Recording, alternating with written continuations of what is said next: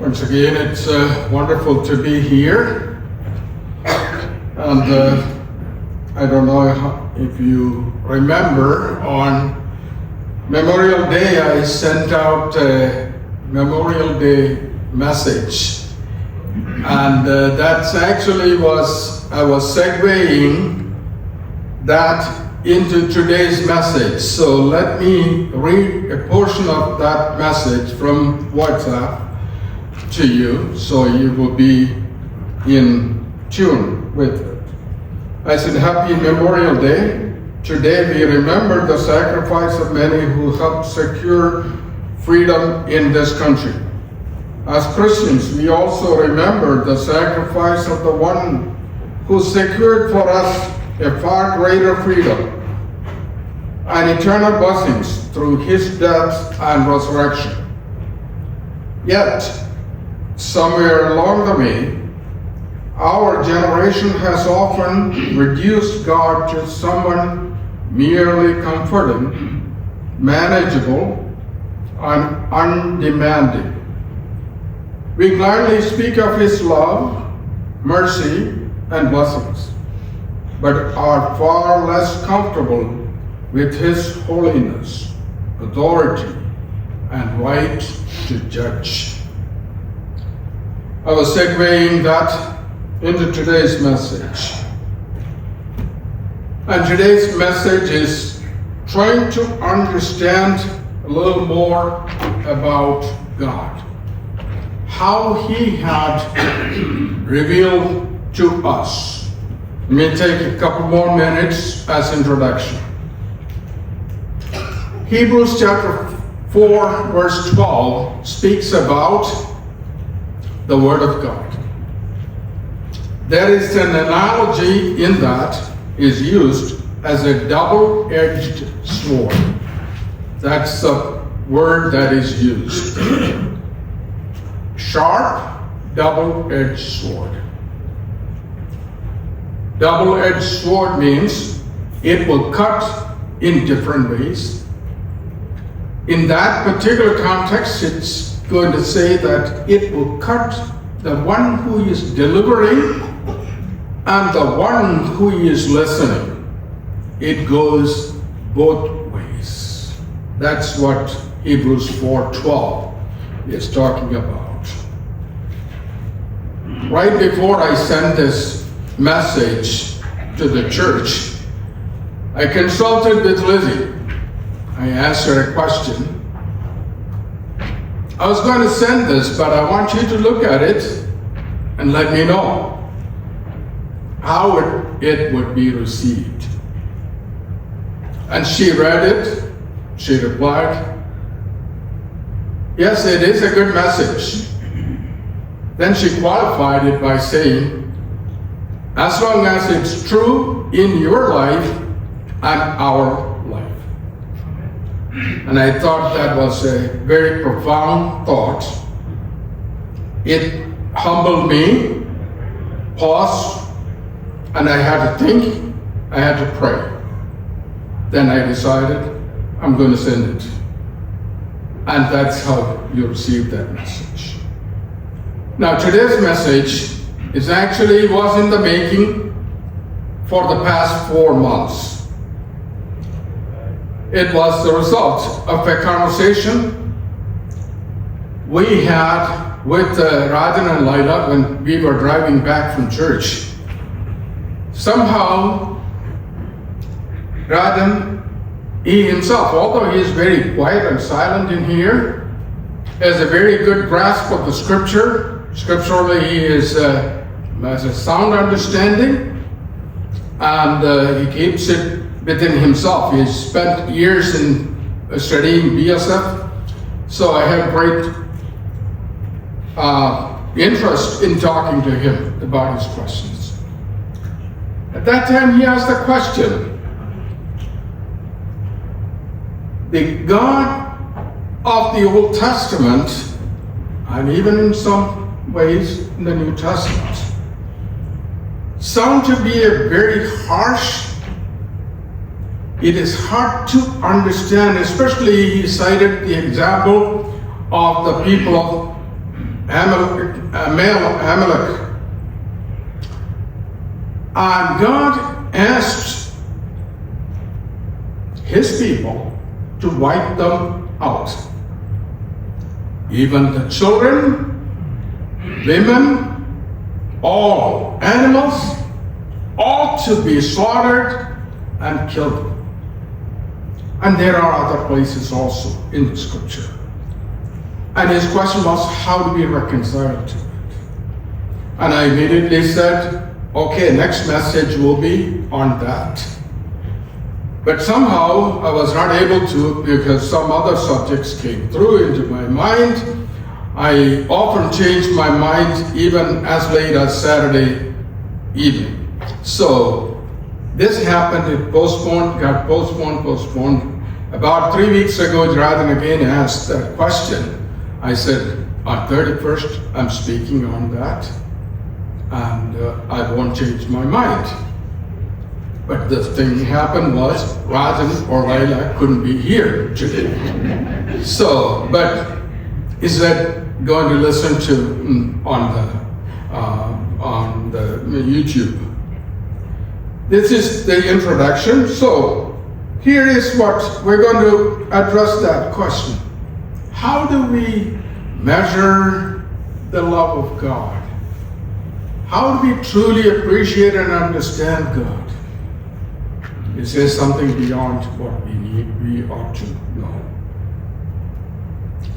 We hear about the flood in Genesis chapter 6. Many got wiped out. We know about Sodom and Gomorrah. People burned alive. There could be some good ones also in there. In the flood also. Good people, bad people, wicked people. And also, God allowed the death of Egyptian newborns, firstborns. God allowed Achan's family also suffer. He did the sin. He hid the precious things, gold and silver. He sinned, but his family also suffered greatly. And Moses was denied entering into Canaan. Moses was with God always. And he was a servant of God. But God did not allow him to enter Canaan because of one obvious disobedience. What about Job's children? Job's children all died, all 10 of them. God gave everything back, including children, but the dead ones were dead. That grief was there. How do we reconcile this and similar things with a loving God? And in some cases, God was not severe as in other cases. David, he was spared. He was restored. Peter was restored after denying Jesus 3 times. That was a glaring sin. Can you imagine that? Denying Jesus, who he was with for 3+ years. And Jesus restored him. Judas, he betrayed Jesus once, and we know his ending. Very tragic ending. So the guiding principle is this: merciful and gracious, he is slow to anger, and he is yet by no means clearing the guilty. It's the same God acting in different ways. Now we're going to look into into the next slide.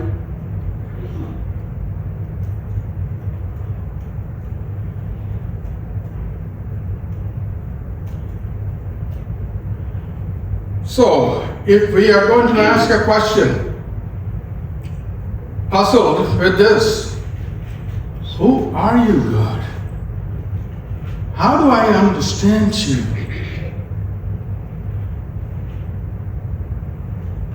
In Exodus 34, 6-7, God Himself revealed. It's not the prophets revealing. It's not the apostles revealing. It's not even Jesus revealing God. God Himself revealed. His self-proclamation was that. This is, we find in Exodus 34. The Lord,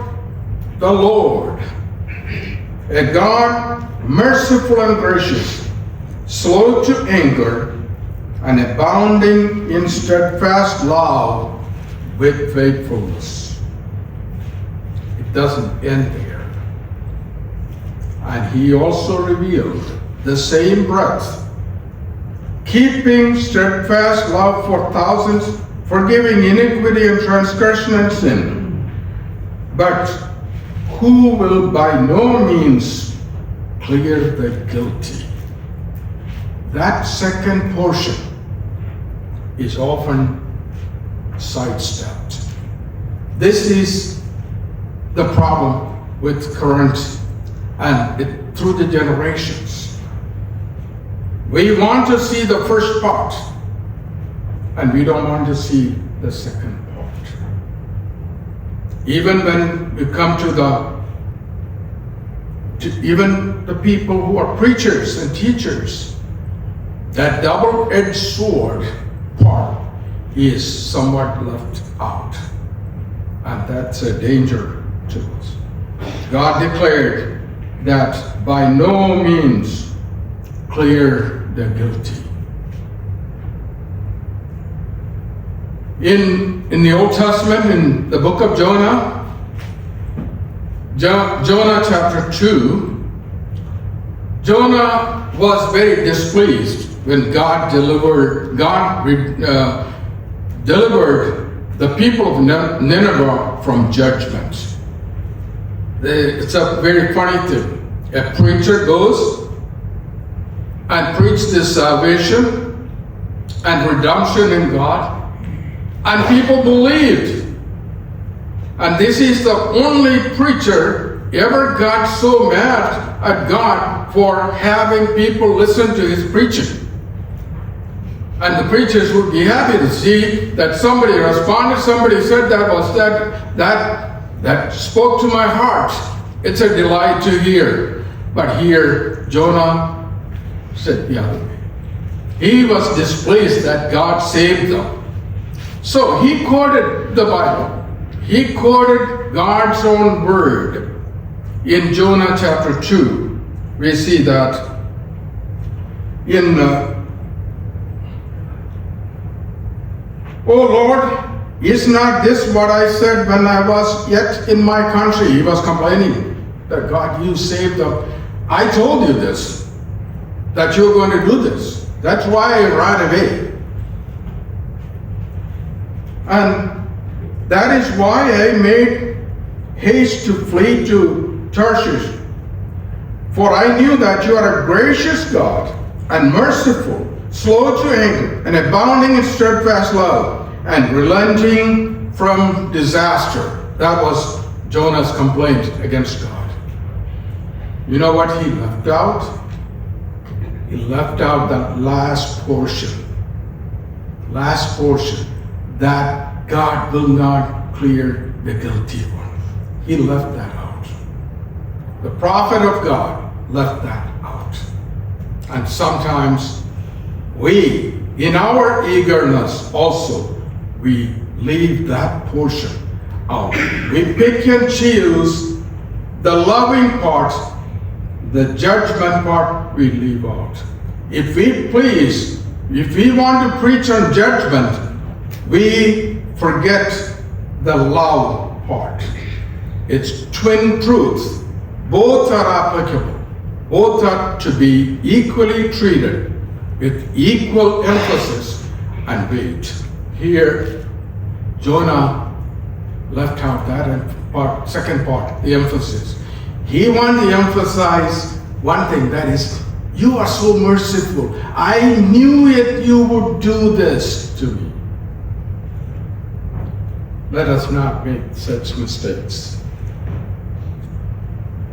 And then we come to some of the difficult passages we kind of went through. In Exodus 17, 14 to 16, we see why. This is one of the questions. The people of Amalek, why God asked them to wipe them out. Is there any particular reason? We look at Exodus 17, 14 to 16, we see what atrocities they did to the people of Israel. When they were coming out of the slavery, they were passing through, these Amalekites went behind them, not in front of them. In the front, they had people who could guard these enemies. But they were helpless from the back. The back were the women, children, and the ones who were disabled, not able to take care of themselves. So Amalek went behind them and slaughtered them, killed them, tortured them. That's what Amalek did. In Deuteronomy, another incident we see. God is reminding the people. Remember what Amalek did to you on the way as you came out of Egypt. Now he attacked you on the way when you were faint and weary, and cut off your tail, those who were lagging behind you and did not fear God. They were such bad people. They did not fear God.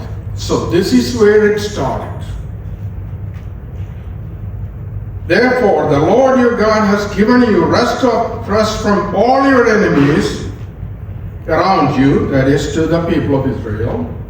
You shall blot out the memory of Amalek from under heaven. You shall not forget. So God is saying, they have done enough damage.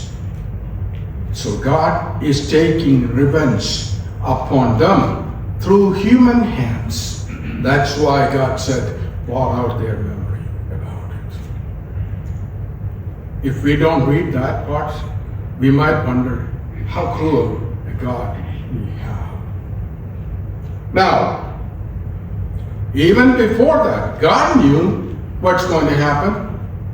In Genesis chapter 15, when God was talking to Abraham, he said, and they shall come back here in the fourth generation. This is talking about what is going to happen to Israel. God promised to Abraham, what are good things going to happen to you? You will be father of a great nation. You will have such a big inheritance. But you have to wait 400 some years. And your people will go into slavery. So God said that. Even in Genesis chapter 15. Genesis chapter 15. And then God told Abraham, for the iniquity of the Amorites is not yet complete. So God is saying that they're going to attack you.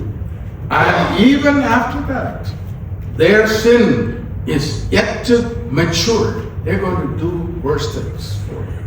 God told them. So God knew what he was doing. That's what we need to appreciate. He knew. And so, let's move on to the next. The question always is this. Is God capricious or whimsical? Capricious means acting acting without thinking. Jump into something without thinking. That's the question is people have. Is God whimsical? But we looked at Amalek. There was persistent, God-defying hostility. There was enough reason to wipe them out. God chose to wipe them out. And there is a natural question that's yet to come. I will address that after that. And then we look at this in the other question is Uzzah. We know that name, right? Uzzah was the one who touched the Ark of the Covenant. When the Ark of the Covenant was in a cart and it was drawn by the bulls, and on the way the Ark stumbled or got terrified or whatever because there was so much singing and clanging and David was out there dancing and all kinds of great things happening. Then the oxen got stumbled or it got terrified of that sound and noise. And the cart was going to tip over.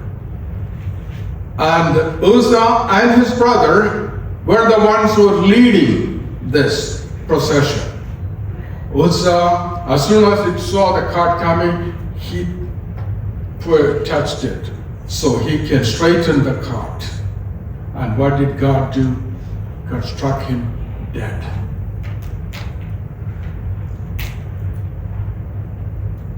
Because this was not God's plan. No person should be touching the Ark of the Covenant. God gave that prescribed way. How to do it should be carried by the priests on their shoulders. And how it has to be, very precise way it has to be. When they changed the way it was carried, here comes, although it was like an innocent mistake, a reflex action, touched the cart, Uzzah died on there. God's justice at work.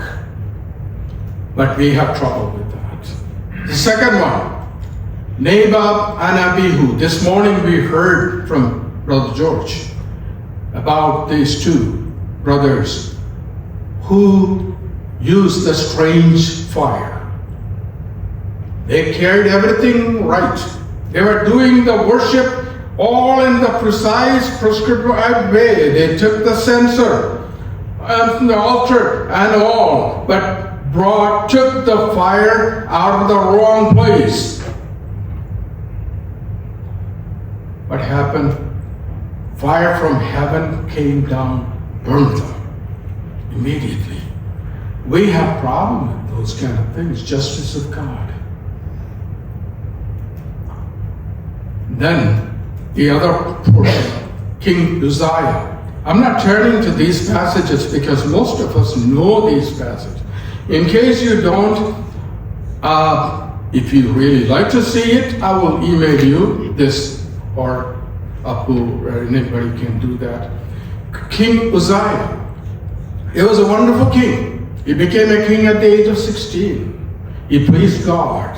He walked in the ways of God all through his life. Then when he became famous, and when he became at the peak, his heart turned pride. He became proud, and he walked into the temple, and he took over the worship part. Instead of the sons of Aaron, they were the only ones who were supposed to do this. He walked in, took that. Immediately, people want him. You have no reason to be in here. But he got angry at those people who want him. He got angry. He was a king.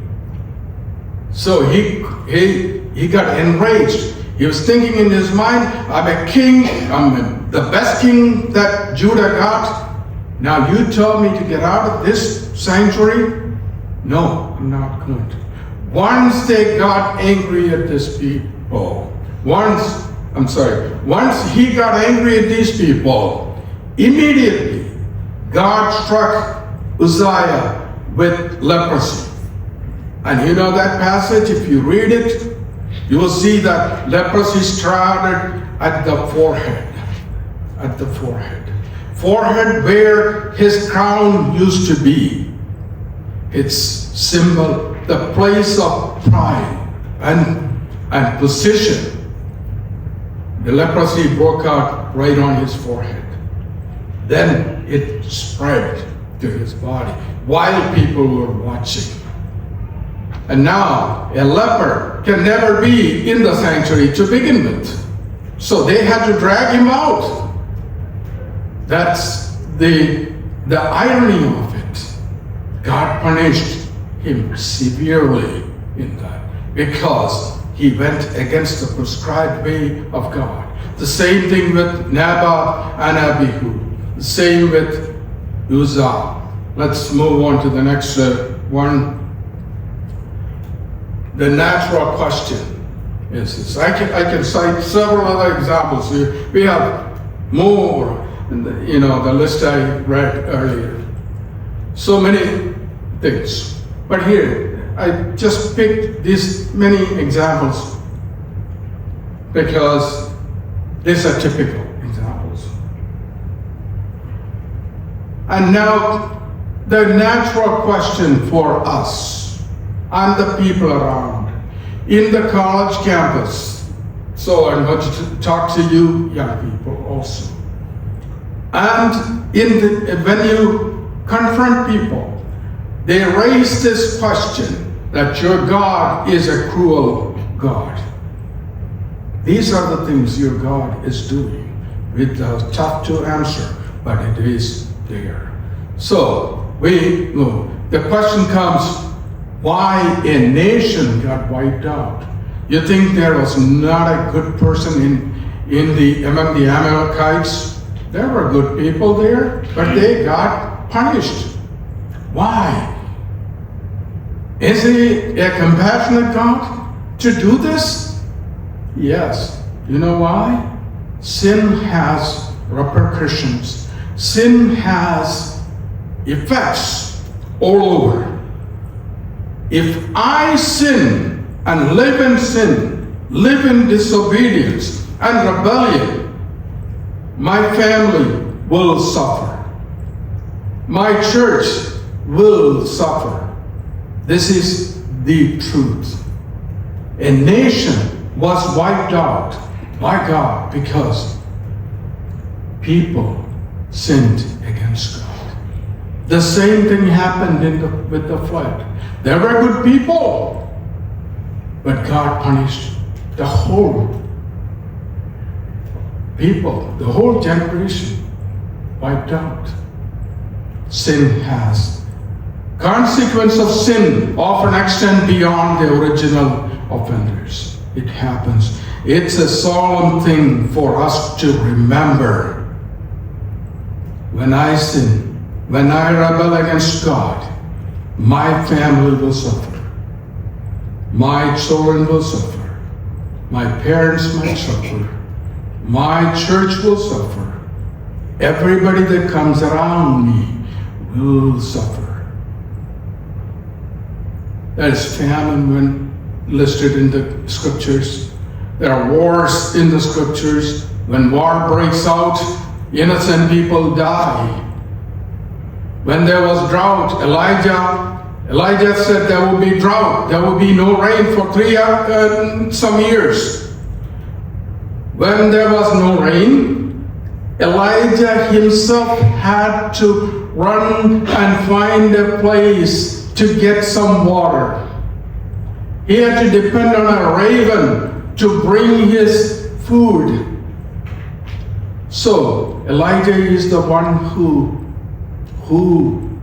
made this judgment known to them. he himself also was judged. This is how the effect of rebellion against God and disregard against God's principle, how it works. It will extend beyond this original offenders.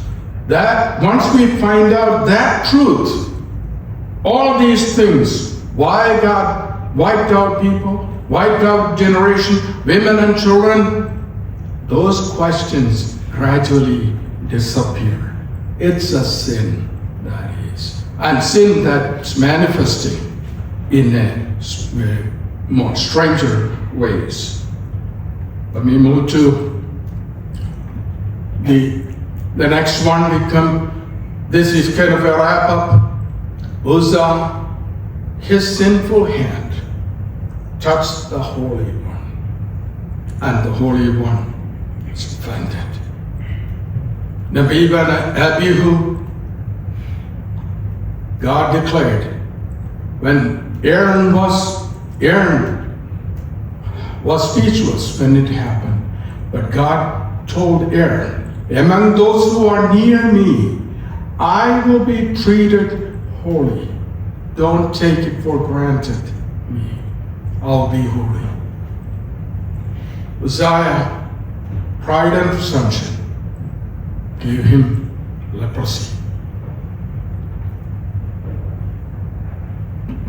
Now we come to another passage. Why we struggle with these passages? When God gives his judgments, in our mind we do have problems. We don't want to really see this happen. We have struggled. We go to that Ecclesiastes 5, verse 1 to 2. I want you to turn to this passage. If possible, please do it. Ecclesiastes 5, 1 to 2. This is the most solemn warning from God. Guard your steps when you go to the house of God. For God is in heaven, and you are on earth. Therefore, let your words be few. And next one is Hebrews 12, 22 and 29. Hebrews 12, 28 and 29.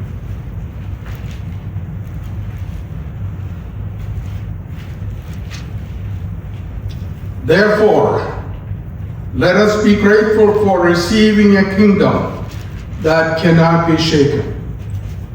That's thanking God for giving us wonderful future in heaven.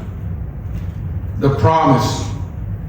And thus, let us offer to God acceptable worship. In the New Testament also, it's a acceptable worship.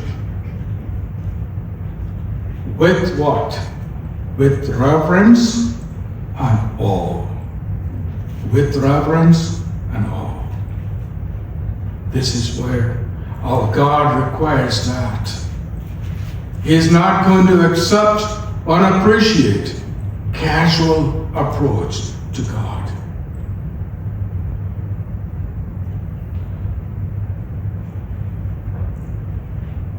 Let me move on quickly. So who is our God? Who is our God? God declared elsewhere, I have no pleasure in the death of the wicked. Ezekiel chapter 33, verse 11. That's his heart. He is not a God of vengeance.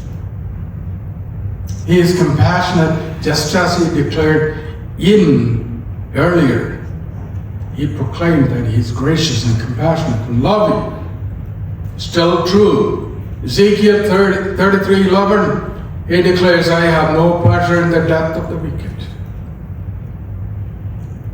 And here, this passage also, let's look into that. Isaiah chapter 28, verse 21. Isaiah chapter 28, 21.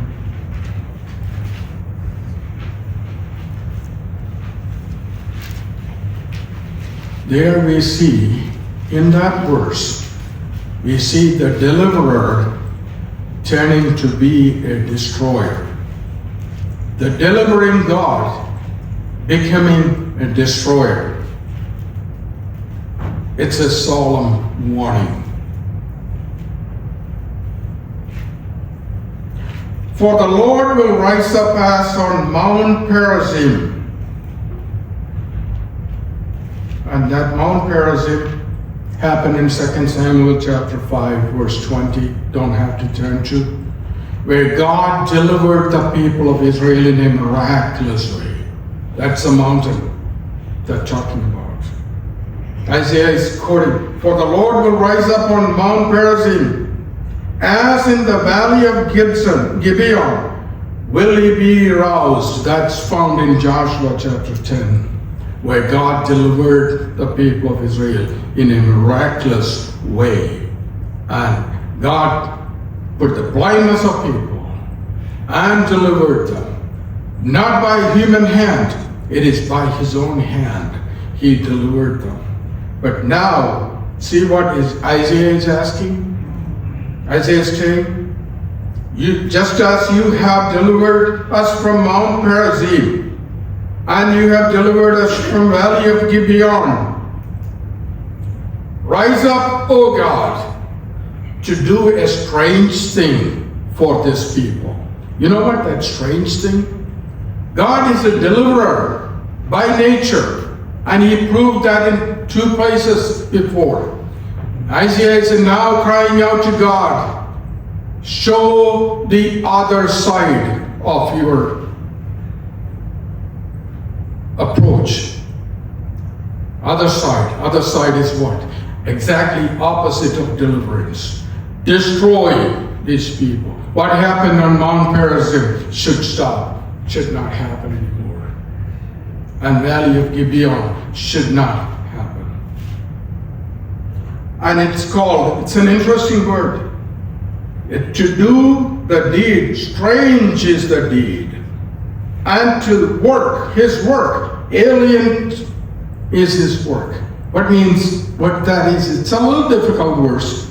What it is by nature, you are a deliverer. That's your work, line of work. But now arise and do the opposite of it. Alien work, strange work. By nature, God is not a God of vengeance, but he has to rise sometimes to do his justice. And he is, in Exodus, he is merciful, patient, and slow to anger. Yet he will be by no means clear the guilty. Oh, I wish we take it to heart. The seriousness of the God. The loving side is fine, but just as Isaiah is calling out, sometimes he will call out to show his other side. The final slide. Our God is a God who rescued Jonah and spared Nineveh. His mercy is there. He is holy, before whom Uzzah fell and died.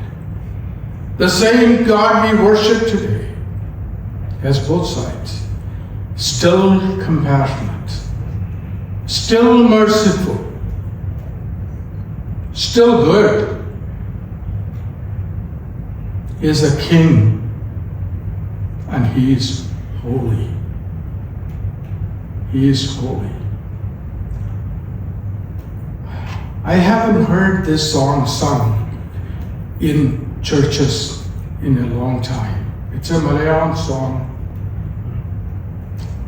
composed by Amichurya. I believe it is in 221 in this book. It used to be sung many times, but we don't hear that often now. It goes like this. Aradhana Samayam Atyanta Bhakti. This Aradhana Samayam is not just at the breaking of bread. That's not. That's just a fragment of it.